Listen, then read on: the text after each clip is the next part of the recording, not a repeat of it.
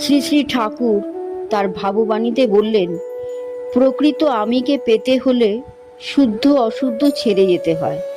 শুদ্ধ আমি হলেও আমি থাকে, সেও ছায়া, তখনও আমি বলা চলে। শুদ্ধ আমিতে প্রকৃত আমির ছায়া থাকে। প্রকৃত আমিতে আমিও নাই, তুমিও নাই, কেউ নাই।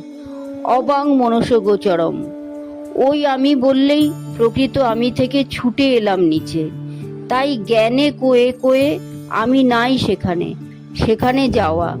সমুদ্রের জল নোনতা, সমুদ্র থেকে নদী বেরোলো, অনেক দূর পর্যন্ত নোনতা থাকে, তারপর নোনতাও নাই। নদী বেয়ে বেয়ে চলল, আবার সমুদ্রে পড়ল। তবে কি সমুদ্র থেকে নদী পৃথক?